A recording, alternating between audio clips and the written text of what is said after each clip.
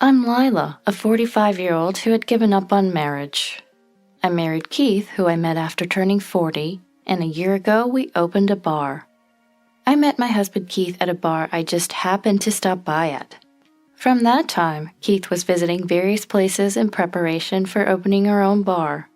He said he fell in love with me at first sight because of my hearty drinking style. For the first time, I thought it was good to be a heavy drinker. We started dating and got married in 6 months. Both of us being adults, we didn't have much conflict and are still on good terms. Thanks to our good relationship, we've gained a lot of regular customers. The bar is doing well, and I'd like to say we have no worries, but the problem is my brother Oswald and his wife Kristen, who live nearby, coming to our bar. Every day they come by, and it's really annoying. Thanks for the free meal. Oh, I'm stuffed. But hey, cook faster next time and bring it over quickly. Oswald, chewing on a toothpick, said this as he ate with Kristen, who suddenly blurted out, "This is Ray, our son. He's a troublemaker, so you raise him," she said, bringing the nephew they brought along in front of us. "See ya, and don't come back, Ray. We'll send your stuff over to their place." Ray was teary-eyed. Understandable, since he's only 10. "What the heck? Ray's just 10. Are you abandoning your child?" I asked, and Kristen sighed, laughing as she answered. "Well, Ray doesn't listen and acts like a punk. I'm pregnant with a second child, so we're giving away the defective one, the real bad product." What a thing to say in front of her own child.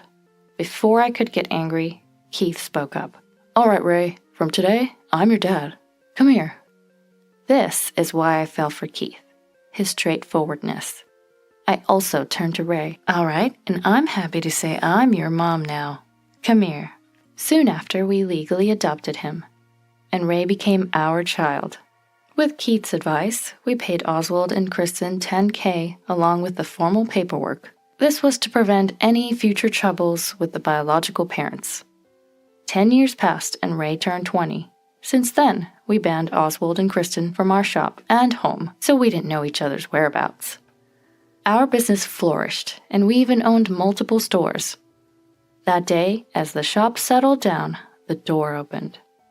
"Whoa, you guys are thriving. You're like celebrities," Oswald said as he walked in. Kristen, appearing from behind, spotted Ray and immediately called out, "Hey, Ray, we're going home. Come on." I was dumbfounded. Did they have no common sense? But Ray calmly said, "This is my home. My parents are here and you guys should leave." He continued working without looking at them. Ray was working at this bar. "What are you talking about? Your home is our apartment." "No, that's messed up. The adoption was finalized 10 years ago." "Do they not remember?" I continued. "You abandoned Ray, calling him a bad kid, but it was just because of you. He's actually a great, honest kid." Ray had been a bad kid, but changed after meeting someone in middle school. He had many conflicts with his friends then, but now they support him. He graduated high school and went to vocational school. It was a culinary school. "I'm determined to carry on Dad's flavors," he would say. The last 10 years were tough, but I have no regrets. I'm proud to have become his real parent. Oswald and Kristen, after abandoning him, now claim they've come to take him back. Unforgivable. "What do you mean? We're Ray's biological parents. We can do what we want with Ray." "How many times do we have to tell you he's officially our son now?" Oswald stunned. "No way. That's invalid, Ray. That was a promise made 10 years ago." "It's not just a verbal promise. Legally, we're his parents." I showed them the adoption papers I had stored by the register in the event something like this ever happened, complete with proof of payment. As he took them, Oswald smirked and tore the paper. "There, now it's invalid. You fell for my plan." "I thought you might do that. That's a copy. I wouldn't give you the original." Shaken, Oswald said, "What? Talking back to your brother like that?" "You should be grateful we came to pick you up." Ray, not looking at them, said, "No, I didn't ask for this, so why should I be grateful? My parents are, Lila's my mom and Keith's my dad."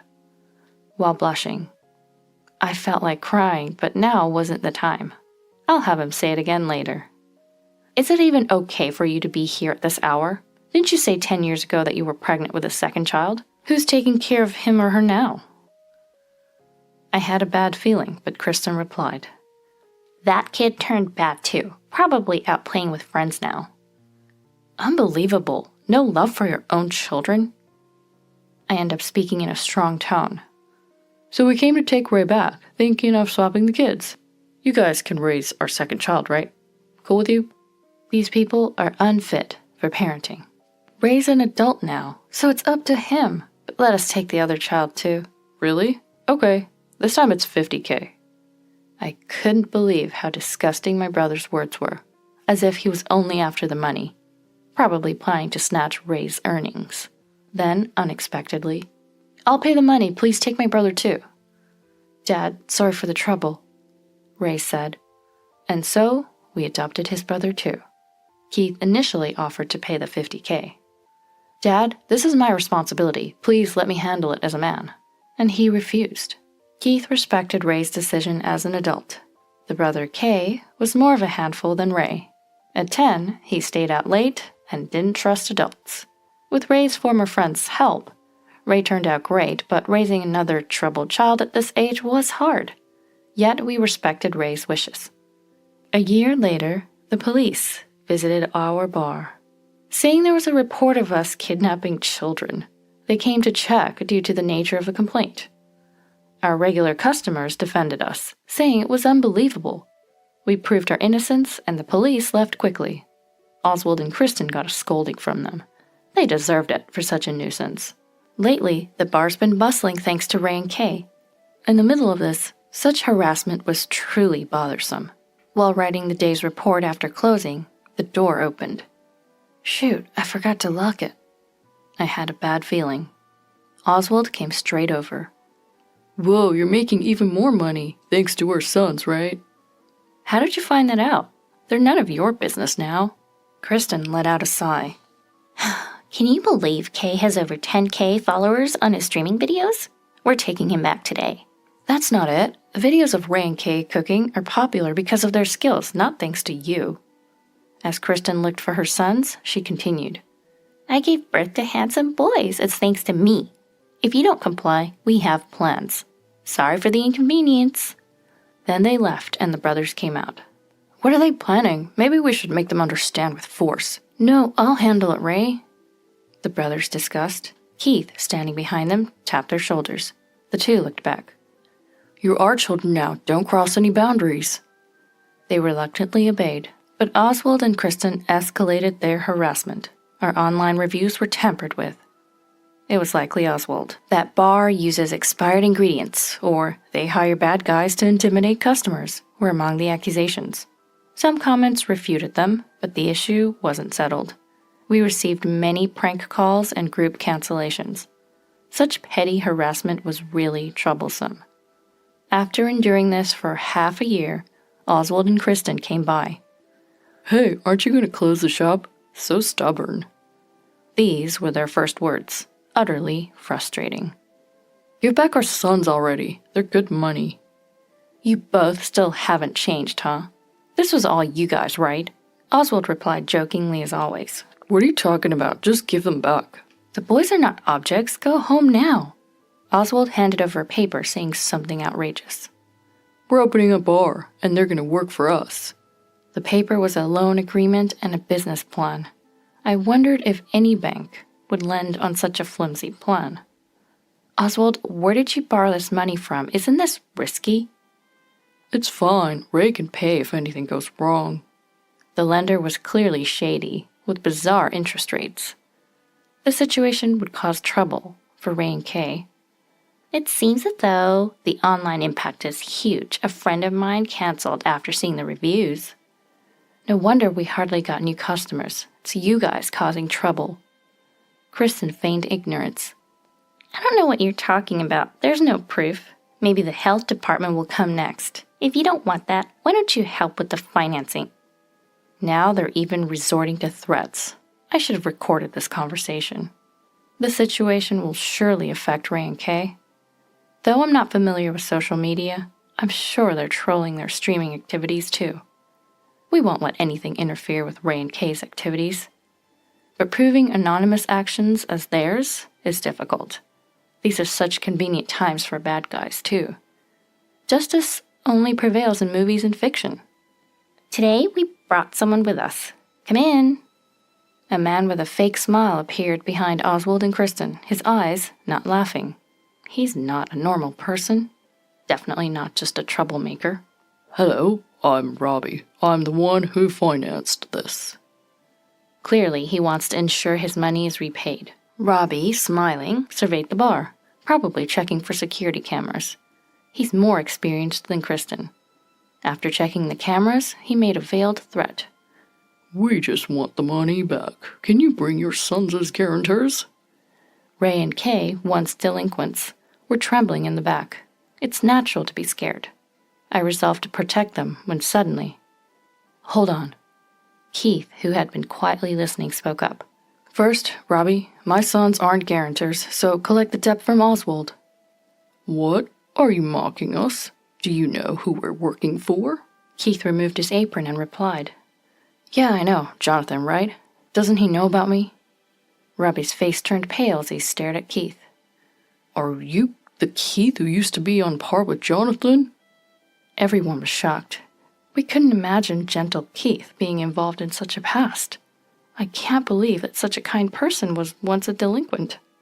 Later, I learned he wasn't really a troublemaker. He just became known for defending himself from the bad guys. Still, he had contributed to peace in the area, resolving conflicts of others. Robbie's face lit up with admiration. Hey, Robbie, connect me to Jonathan. Robbie hurriedly made the call, and Keith turned on the speakerphone. Hey, Robbie, what took you so long? Hey, Jonathan, you still doing this kind of stuff? After a pause, Jonathan replied. Oh, whoa, is that you, Keith? Why are you on Robbie's phone? I'm dealing with this Oswald issue. He's my wife's brother. Jonathan sighed. I'll take a step back for you, Keith. No, just remove the guarantors and keep the interest within legal limits. Oswald and Kristen paled with relief. Jonathan, quit this business. If you start a normal job, let's have a meal. All right, I'll consider it. Time to move on. The call ended. Next, Oswald and you. I filed a disclosure request. How can you do that with anonymous actions? Keith calmly placed several papers on the table. Laws change. Disclosure requests are easier now. You should have remembered you registered on public Wi-Fi and not your cell phone. Oswald realized his mistake. Kristen blurted out in panic. Oswald, you idiot. I told you to be careful. I was smart using overseas servers. Realizing her slip-up, but defiant, she scoffed. There's no proof. Being caught here doesn't matter. Then Robbie tapped Kristen's shoulder, pointing up. The security camera caught everything, and Kristen's eyes met the cameras. Keith, Lila, I'm sorry for everything. I'm leaving now. Sorry to you too. Ray and Kay, I'll just go. With that, they left. Perhaps losing their backup, Oswald abandoned his wife and fled to the restroom, only to return with a mop. He then smashed the security camera. Now there's no evidence. Serves you right. However, Ray played his final card. Too bad. This whole thing was live-streamed on Kay's channel. Dad told us not to film Robbie, so we only shot you two. That was what Robbie had mentioned earlier. I was surprised by Keith's foresight. The screen Ray and Kay showed displayed the damaged shop and Oswald. Kay then spoke. Thousands of people watch my broadcast. It may seem fake, but I won't stop. These are our biological parents. We became delinquents because of them. Indeed, I knew their story. Oswald and Kristen rarely came home and didn't pay for school, leading Kay to truancy. It was the same reason Ray became a delinquent. Anyone in their situation would struggle to grow up right. When we took them in, they were thin and haggard. They cried when we first fed them. It's heartbreaking that not all children get such basic care. Tearfully, Kay confronted them. When I was abandoned for being a delinquent, Ray, Dad, especially Mom, saved me. I consider her my real mom. Ray always brags, Mom and Dad are our real parents. Hey, you don't have to mention everything. Ray blushed. We never knew he felt that way, and I was moved to tears. Keith was crying hard. Anyway, we're cutting ties completely. I hope you get caught. If you disturb Mom, Dad, or Kay again, we won't hold back. Then Oswald's phone rang. Apparently, his boss saw the broadcast and was furious. Oswald was apologizing. Kristen's phone was ringing nonstop too. She sat down in despair. We filed charges for property damage, defamation, and business interference. Ultimately, Jonathan settled the payments in full as a settlement. He did this to ensure he'd get his loaned money back, as arrest would hinder repayment. Maybe arrest would have been better for them. Oswald got fired for abuse exposure, and Kristen, shunned by friends who saw Kay's broadcast, lost all her close relationships. The influencer power was frightening. With no one else, they turned to Jonathan. They were set far out in the countryside for hard labor, likely until retirement. A bad choice of reliance. Keith said, "Jonathan's unforgiving as an enemy, but reliable as a comrade. He probably sent them far as a favor to us. I'll invite him to our shop." That's what he said. Jonathan was selective, dealing legally except with such trashy people. Not that it justifies his actions, but he helped us. Our son's channel became famous after the broadcast, spreading their story of brotherly love. Both of them being handsome, they attracted fans to our shop. Their old delinquent friends, inspired by the broadcast, have become better people and now visit or work at our bar. The area became safe, with all the delinquents gone. They found purpose through work, no longer needing to be delinquents. Ray became the main shop's manager and some of his friends, managers of branches. Our shop became known nationwide. It's a reminder to ponder why someone becomes a delinquent, understanding their reasons. You realize they're just like us at birth. Today, Keith and I work alongside everyone once again.